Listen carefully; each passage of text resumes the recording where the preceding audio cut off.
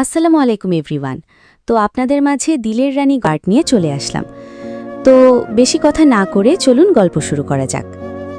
শ্রাবণ ফোনটা হাতে নিয়ে কল দিল হিয়াকে। হিয়া কলটা রিসিভ করে বলল, অনেক রাত হয়ে আসছে, ঘুমাবেন না? ঘুম পাচ্ছে না তো। তোমার ঘুম পাচ্ছে না? একটু পাচ্ছে। তাহলে চুপচাপ ঘুমিয়ে পড়ো, ফোন রেখে। ফোন দেখো না। ঠিক আছে, দেখব না। Good night. গুড নাইট জামাইজান। সকাল 7টা। হিয়ার আজ একটু দেরি করেই ঘুম ভেঙেছে। খুব তাড়াহুড়ো করে ফ্রেশ হয়ে নিচে নামল। ড্রয়িং রুমে এসে দেখল নেহা ফাহিমা বেগমের সাথে কিচেনে রান্না করছে। হিয়া এগিয়ে যেতেই নেহা রসিকতা করে বলল, ভাবি, আজ আপনার ছুটি, আজ কিচেনে আসা নিষেধ আপনার, আজকে আমি একটু কাজ করব। হিয়া হেসে বলল, ঠিক আছে ছোট যা, কাজ করো, আমারই ভালো হলো। আমি এমনিই শুয়ে বসে থেকে কুল পাই না, তার মধ্যে তুমি এলে, আমি তো আরও কাজ করব না। হিয়া রসিকতা করতে করতে সোফায় এসে বসল। নেহার কথাই রইল, ও আজ কিচেনে ঢুকবে না। ঘণ্টাখানিক পরে তৌকির চৌধুরী আর সাবিহা চৌধুরী রেডি হয়ে নিচে নামলেন। নেহা সাবিহা চৌধুরীকে ফর্মাল ড্রেসে আজ প্রথম দেখল। কালকে শাড়ি পরেই গিয়েছিল।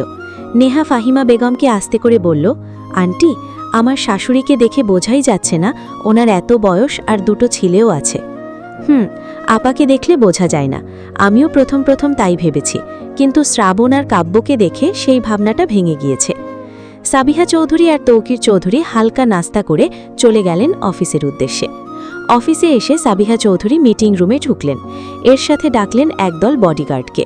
বডিগার্ডদের মধ্যে যে হেড, নাম আহাদ, তিনি সাবিহা চৌধুরীর বিশ্বস্ত একজন লোক।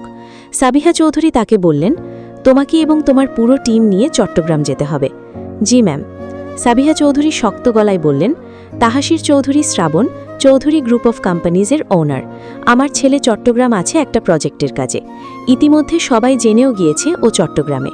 আর যেটার জন্য তোমাদের ডাকা, তোমাদেরকে ওখানে যেতে হবে আমার ছেলেকে সেফ রাখার জন্য। ওর সাথে বডিগার্ড আছে, এমন না যে শ্রাবণ নিজে প্রোটেকশন ছাড়াই থাকবে। তবে ও যেভাবেই থাক না কেন, তোমরা ওর আশেপাশেই থাকবে। ওকে ম্যাম, তবে এই স্যারকে জানালে ভালো হতো না? শ্রাবণকে জানানোর প্রয়োজন নেই, তোমরা ওর আশেপাশে থেকে ওকে প্রোটেক্ট করবে। উপরে আল্লাহ তো আছেই, আল্লাহ ভরসা। ম্যাম। তৌকির চৌধুরী বললেন, তোমাদের টিকিট রেডি, তোমরা আজই চলে যাবে। Okay sir. শেষে সাবিহা চৌধুরী আহাদকে কড়া গলায় বললেন, আহাদ, তোমাকে যথেষ্ট স্নেহ ও আদর করি, আশা করি তুমি আমার বিশ্বাসটা ধরে রাখবে। ম্যাম, কোনো চিন্তা করবেন না, বিশ্বাস রাখুন আমার উপরে। সাবিহা চৌধুরী গভীর শ্বাস ছেড়ে বললেন, তোমার উপরে বিশ্বাস আছে, তবে তুমি তোমার দলকে অ্যালার্ট করে দিও। যদি ওদের থেকে কেউ বিশ্বাসঘাতকতা করে, তাহলে আমার থেকে খারাপ কেউ হবে না। ঠিক আছে ম্যাম। এর পরপরই সাবিহা চৌধুরী কড়া গলায় বললেন, দরকার পড়লে লাশের পর লাশ ফেলে দিবে, তবুও যেন আমার ছেলের কিছু না হয়। আমার ছেলের কিছু হলে কাউকে চিনব না আমি। এখন তোমার দল নিয়ে রেডি হও, আর অল টাইম আমার ছেলের আশেপাশে থেকে কি হয় না হয় আমাকে জানাবে। ওকে ম্যাম, আপনি চিন্তামুক্ত থাকুন। আহাদ চলে যেতেই সাবিহা চৌধুরী চেয়ারে গা এলিয়ে দিয়ে তৌকির চৌধুরীকে বললেন, এই বিজনেসে কাব্যকে ঢোকানোর দরকার নেই, এত চিন্তা আমি নিতে পারবো না। তাহলে কি করবে তোমার ছেলে? কি করবে? ওকে অন্য কাজে পাঠিয়ে দিবে। এক ছেলে নিয়ে চিন্তার শেষ নেই, আর আরেকটাকে এর মধ্যে ইনভলভ করে চিন্তা মাথায় নিতে পারবো না। ওকে কোনো চাকরিতে ঢুকিয়ে দাও। তোমার ছেলে চাকরি করবে না, বড় ভাইয়ের সাথে বিজনেস দেখবে, আর তুমি শুধু শুধু চিন্তা করছো।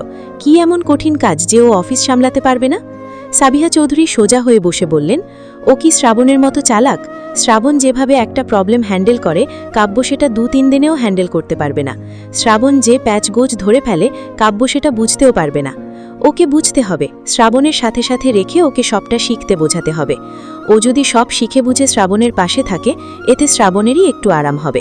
আর কাব্য তো আগে থেকেই বলছে ও শ্রাবণের সাথেই কাজ করবে। সাবিহা চৌধুরী বললেন, তাহলে আর কি, করতে থাকুক। এই সময় তৌকির চৌধুরীর ফোনটা বেজে উঠল। ফোনটা বের করে স্ক্রিনে তাকিয়ে দেখলেন হিয়ার নাম্বার থেকে কল এসেছে। তৌকির চৌধুরী অসময়ে হিয়ার কল পেয়ে রিসিভ করলেন। ভাবলেন বাড়িতে বড়রা কেউ নেই, তাই হয়তো কোনো দরকার হয়েছে বলে কল করেছে। তিনি কল রিসিভ করলেন। হ্যালো বাবা। হ্যাঁ হিয়া, বলো। বাবা কাজে ব্যস্ত রয়েছেন নাকি? না না, বলো। বাবা, একজন লোক এসেছিল, সে এসে আপনার খোঁজ করছিল, পরে বললাম যে অফিসে গিয়েছে, অমনিই চলে গেল। তৌকির চৌধুরী ভাবুক গলায় বললেন, চিনতে পারোনি লোকটাকে? না, চিনতে পারিনি, আর কাব্য ভাইয়াকে ডাকার আগেই লোকটা চলে গেছে। ও আচ্ছা, দেখছি কে। তাহলে রাখলাম বাবা। ঠিক আছে। হিয়া ফোনটা রেখে স্থির হয়ে বসে রইল। কাব্য হন্তদন্ত পায়ে বাড়িতে ঢুকল। ও বাইরে গিয়েছিল লোকটাকে ধরতে, কিন্তু ও যেতে যেতে লোকটা আগেই চলে গেছে। দারোয়ানকে জিজ্ঞাসা করলে সে বলল চিনতে পারেনি, তাই ফিরে এসেছে। হিয়া কাব্যকে বলল, ভাইয়া পেয়েছিলেন ওই লোকটাকে? না, তার আগেই চলে গেছে। ও। নেহা নিচে এসে হিয়ার কোলে মাথা দিয়ে শুয়ে কথা বলতে লাগল। বেলা 10টা। এদিকে শ্রাবণ যে হোটেলে রয়েছে সেখানে কড়া নিরাপত্তা রয়েছে, সাথে রনি ওদের আরও কয়েকজন লোক রয়েছে। এছাড়া সাবিহা চৌধুরীও ছেলের অগোচরে লোক ঠিক করে রেখেছেন। শ্রাবণ একটা মিটিং অ্যাটেন্ড করার জন্য রেডি হয়ে হোটেল থেকে বেরোল। সাথে রনি ও 2জন লোক আছে। অফিস থেকে হোটেলটায় বেশি দূরত্ব নেই, মিনিট 10 সময় লাগে। শ্রাবণ হোটেল থেকে বেরিয়ে সামনে রাস্তায় এসে দাঁড়ালো। রনি গাড়ি বের করছে। এই সময় শ্রাবণের মনে হলো ওকে কেউ নজরে রেখেছে। রনি গাড়ি নিয়ে এলো। শ্রাবণ তীক্ষ্ণ দৃষ্টিতে আশেপাশে তাকালো। এরপরে গাড়িতে উঠে বসে রনিকে বলল। রনি সাথে সাথে কাউকে কল দিয়ে খোঁজ নিতে বলল। এই ফাঁকে শ্রাবণ ফোনটা বের করে হিয়াকে কল দিল। শুরুতেই শ্রাবণ বলল, মিসেস চৌধুরী কি করছে এখন? হিয়া হেসে বলল, কি আর করবে, চৌধুরী সাহেবকে মিস করছে। শ্রাবণও হেসে বলল, তাহলে চৌধুরী সাহেব বড্ড খারাপ? খুব খারাপ। তাই? খেয়েছ? আপনি? কি করছো? এতক্ষণ নিচে নেহার সাথে কথা বলছিলাম, এখন রুমে ফিরে বসে আছি। আপনি? মিটিংয়ে যাচ্ছি। ও, তো পড়াশোনার কি খবর? পড়তে কি বসেছিলে, নাকি আমার জন্য মিস করতে করতে পড়ার চিন্তাই বাদ দিয়েছ? না, পড়বো এখন থেকে। 1 মাস বাড়িতে থাকবো না, জ্বালাবোও না। এখন পড়ালেখায় ফোকাস দাও। 1 মাস পরে বাড়িতে ফিরলে তখন তো আর সময় পাবে না। কেন সময় পাবো না? শ্রাবণ হেসে বলল, সময় পাবেনই না তো তখন চৌধুরী সাহেবকে নিয়েই তো থাকতে হবে। হিয়া মুচকি হেসে বলল, ঠিক আছে, থাকবো। তাহলে পরে ফোন করছি, ভালো থেকো। আচ্ছা, সাবধানে থাকবেন, রাখছি। হিয়া ফোনটা রেখে খুশি হয়ে বেরোলো রুম থেকে। যখনই ও শ্রাবণের সাথে কথা বলে তখনই ওর আনন্দের শেষ নেই। এখন একটু কফি বানিয়ে খেতে ইচ্ছে করছে ওর, তাই সিঁড়ি বেয়ে নিচে নামল। কিচেনের দিকে তাকাতেই ওর পা দুটো ওখানেই থেমে রইল। কিচেনে কাব্য আর নেহা আছে বলতে একটু রোমান্টিক সময় কাটাচ্ছে। হিয়া এখন পিছিয়ে চলেও যেতে পারছে না, আবার এগিয়েও যেতে পারছে না। নেহা হিয়াকে দেখে কাব্যকে হালকা ধাক্কা দিয়ে বলল, সরুন তো, দেখুন কে এসেছে। কাব্য তড়িৎ চোখে পেছনে তাকালো। হিয়ার চোখে চোখ পড়তেই হিয়া হেসে উঠল। কাব্য লজ্জা পেয়ে ঘাড় চুলকাতে চুলকাতে কিচেন থেকে বেরিয়ে বাড়ির বাহিরে চলে গেল। সাথে নেহাও আমতা আমতা করে বেরোলো কিচেন থেকে। হিয়া কিচেনে ঢুকতে ঢুকতে বলল, থাক, আর লজ্জা পেতে হবে না, আমরাই তো। হিয়া কফি বানালো 2 কাপ। কাব্য না থাকায় ওর জন্য বানালো না। দুজনে কফি নিয়ে সোফায় এসে বসল। কাব্য মিনিট 15 পরে বাড়িতে ঢুকল চকলেট খেতে খেতে। হাতেও চকলেট আছে 2টো। ও এগিয়ে এসে হিয়ার দিকে চকলেট এগিয়ে দিয়ে বলল, ভাবি, তোমার জন্য। আবার আরেকটা চকলেট নেহার দিকে এগিয়ে দিল, বলল, এটা তোমার জন্য।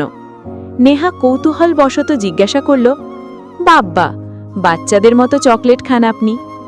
হিয়া বুঝে গেল কাব্য সিগারেট খেয়ে এরপরে চকলেট খেতে খেতে এসেছে, আবার ওদের জন্যও নিয়ে এসেছে। কাব্য নেহাকে বলল, ভাবি, যে লোকটা সকালে এসেছিল বাবার খোঁজ করছিল সে আমাদের অফিসেরই। বাবা বলল সে নাকি একটা দরকারি কাজে এসেছিল। ও, আমিও সেরকম কিছুই আন্দাজ করেছিলাম। এভাবেই কেটে প্রায় অনেক দিন। শ্রাবণেরও এখন ব্যস্ততার মাঝেই দিন কাটছে। সারাদিন পরে শুধু একবার রাতে কথা বলে হিয়ার সাথে। এর সাথে হিয়াকে বলেছে ওর বাবার বাড়ি থেকে ঘুরে আসতে। হিয়া 3 দিন থেকেও এসেছে বাবার বাড়ি থেকে। আবার পড়ালেখাও কন্টিনিউ রয়েছে। আজ মাসের 19 তারিখ। শ্রাবণ বলেছে ও 21 তারিখে বাড়িতে ফিরে আসবে। হাতে আছে আর 2 দিন। হিয়ার যেন শ্রাবণকে সামনে থেকে দেখার তৃষ্ণা আরও বেড়েই চলেছে।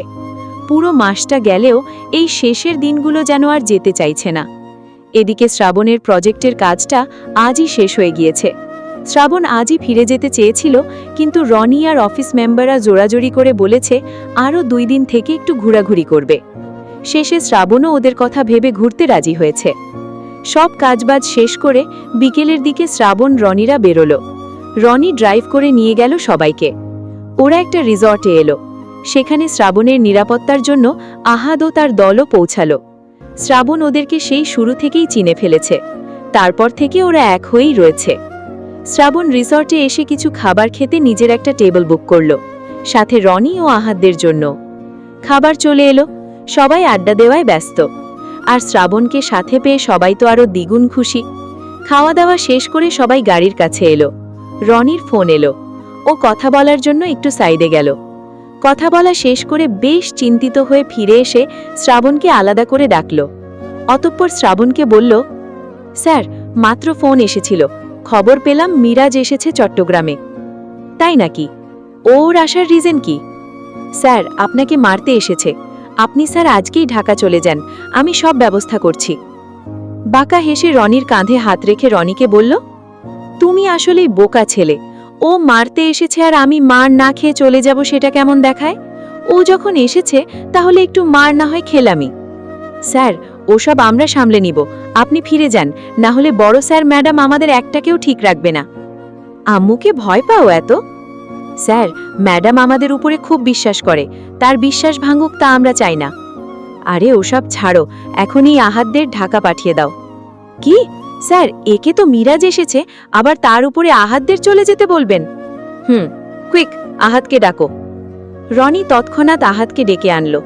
শ্রাবণ গভীর শ্বাস ছেড়ে আহাদকে বলল, আহাদ, তুমি ওদেরকে নিয়ে ফিরে যাও, আর আমরা পরশু আসছি। আহাদ নিচু গলায় বলল, স্যার, ম্যাডাম আপনাকে সাথে নিয়ে যেতে বলেছে। রক্ত চোখে তাকিয়ে বলল, তাহলে যাবে না তাই তো? স্যার, আমরা চলে গেলাম, এরপরে যদি বাই চান্স আপনার কিছু একটা হয়ে গেল, তখন ম্যাডামকে কি বলবো? কিচ্ছু হবে না, আজকের দিন তো চলেই গেল, শুধু কালকের দিনটা, ওইটা আমরা ম্যানেজ করে নিতে পারবো। আর পরশু দুপুরের ফ্লাইটেই তো ঢাকা চলে আসছি, তুমি ওদের নিয়ে ফিরে যাও। রাতে হোটেলে ফিরল শ্রাবণ। রুমে এসে ফোনটা চার্জ দিয়ে ওয়াশরুমে ঢুকল শাওয়ার নিতে। শাওয়ার নিয়ে শুধু টাওয়েল পরে বেরোয় ওইভাবেই ফোনটা হাতে নিয়ে হিয়াকে কল দিল। হ্যালো বৌজান, কি করছেন? কিছু না, শুয়ে পড়লাম মাত্র। আপনি কি করছেন? সব কাজ শেষ দিয়ে হোটেলে ফিরলাম। খেয়েছেন? তুমি? খেয়েছি। শ্রাবণ এক হাতে চুল মুছতে মুছতে বলল, তাহলে পরশু আসছি কিন্তু, রেডি থেকো। ঠিক আছে। কখন আসবেন? বিকেল হবে। ঠিক আছে। কিছু আনতে হবে? না, আপনি ভালো ভালোই বাড়িতে ফিরে এলেই আমার চলবে, আর কিচ্ছু আনতে হবে না। ঠিক আছে।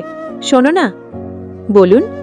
শ্রাবণ চোট কামড়ে হেসে বলল, এসে কিন্তু ছাড়ব না। উফ, মুখে কিচ্ছু আটকায় না, আগে আসুন, এরপরে ছাড়াছাড়ি হবে। না, তোমার কাছে গেলে তো আবার ছাড়ুন ছাড়ুন করো, শুধু আসি, এরপরে ছাড়াছাড়ি নেই। হিয়া চোখ ছোট ছোট করে বলল, খুব তো বলছেন ছাড়াছাড়ি নেই, এসে তো ঠিকই অফিসে চলে যাবেন, আপনার কি সময় হয় আমার জন্য? শ্রাবণ হেসে বলল, এবার আর অফিসে যাচ্ছি না, 1 সপ্তাহের ছুটি নিয়েই আসছি, সো তোমার আদরের কমতি হবে না। সেটা পরে দেখা যাবে। আচ্ছা, দেখা যাবে, এখন তো অনেক রাত হচ্ছে, ঘুমিয়ে পড়ো। ঠিক আছে, আপনিও ঘুমিয়ে পড়ুন। পরদিন সারা দিন কেটে গিয়ে সন্ধে হলো, তবু আজকে শ্রাবণের কোনো কল এলো না। হিয়া সারাদিন এই সেই কাজের মাঝেও বেশ চিন্তিত শ্রাবণকে নিয়ে। সাবিহা চৌধুরীও হিয়াকে সন্ধ্যায় বলছিলেন শ্রাবণ ফোন করেছিল কিনা। হিয়া বলেছে কল দেয়নি। অন্যদিকে আহাদরা ঢাকায় চলে আসায় সাবিহা চৌধুরী আরও বেশি চিন্তায় রয়েছেন। হিয়া ড্রয়িং রুমে বসেই কয়েকবার শ্রাবণকে কল দিল। প্রথমে কয়েকবার রিং বেজে গেল, ধরল না। এরপরে ফোনটায় কল দিতেই বলল সুইচ অফ। হিয়া উঠে রুমে যেতে যেতে রনিকে কল দিল। রনির ফোনে দুবার কল দেবার পরেও ধরে সালাম দিল। আসসালামু আলাইকুম ম্যাডাম। ওয়ালাইকুম আসসালাম। ম্যাডাম, ভালো আছেন? হ্যাঁ, ভালো। আপনার স্যার কোথায়? ফোন দিচ্ছি, ধরছে না যে। ম্যাডাম, স্যারকে সকাল থেকে আমিও কল দিচ্ছি, ধরছে না, এখন আবার ফোন বন্ধ বলছে। মানে? আপনার না ওনার সঙ্গে থাকার কথা, আপনি ওনাকে ফোনে পাচ্ছেন না মানে কি? ম্যাডাম, স্যার সকালে বেরিয়েছে একা, আর তো ফিরে আসেনি, অনেক কন্ট্যাক্ট করার ট্রাই করছি, পারছি না। তবুও সকাল থেকে ওনাকে দেখছেন না, এটা আগে জানাবেন না? সরি ম্যাডাম, অ্যাকচুয়ালি মাত্রই জানাতাম। হিয়া রেগে গিয়ে ফোনটা রেখে তড়িৎ পায়ে রুম থেকে বেরিয়ে নিচে এলো সাবিহা চৌধুরীকে জানাতে। তিনি আবার মাত্রই রুমে চলে গিয়েছেন। হিয়া দৌড়ে ওপরে এলো। চলবে,